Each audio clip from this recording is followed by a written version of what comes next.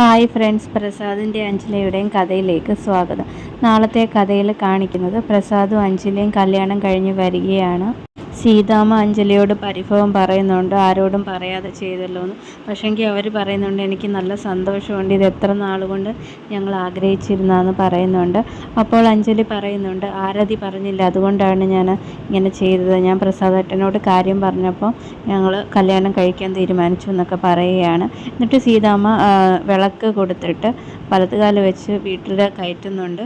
എന്നിട്ട് പ്രസാദ് പറയുന്നുണ്ട്, നമുക്കിപ്പോൾ വീട്ടിൽ പോകണമെന്ന്, കൂട്ടത്തിൽ എല്ലാവരും വരണമെന്ന് പറയുന്നുണ്ട്. അതേപോലെ തന്നെ ആരതിയും റെഡിയാകാൻ പറയുകയാണ്. ആരതി ഒരു നിമിഷം സ്തംഭിച്ച് നിൽക്കുകയാണ്, എന്ത് ചെയ്യണമെന്ന് അറിയാതെ.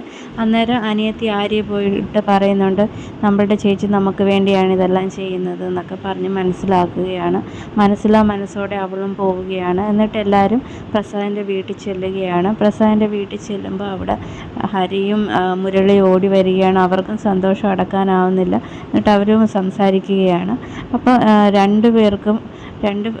ആരതിക്കും അതേപോലെ തന്നെ മുരളിക്കും അഞ്ജലിക്കും പ്രസാദിനും എല്ലാം വിളക്ക് കൊണ്ട് കൊടുത്തിട്ട് ആരതി ഒഴിഞ്ഞിട്ട് അകത്ത് കയറ്റുകയാണ്. പക്ഷെങ്കിൽ ആരതിക്കാണെങ്കിൽ ഇതൊന്നും ഇഷ്ടപ്പെടുന്നൊന്നുമില്ല. എന്നിട്ട് ആരതിയുടെ മുറിയാണെങ്കിൽ അവിടെയുള്ള ജോലിക്കാരൻ കൊണ്ട് കാണിക്കുന്നുണ്ട്, അവൾക്കൊന്നും ഇഷ്ടപ്പെടുന്നില്ല. അന്നേരം മുരളി അങ്ങോട്ട് വരികയും ചെയ്യുന്നുണ്ട്. മുരളിയോട് അവൾ ഓരോന്ന് പറഞ്ഞ് തർക്കിക്കുകയും ചെയ്യുകയാണ്. ഇതേ സമയം ആര്യയും ഹരിയും നമ്മുടെ ചാൻസ് എപ്പോഴാന്നുള്ള രീതിയിലൊക്കെ സംസാരിക്കുകയൊക്കെ ചെയ്യുന്നുണ്ട്.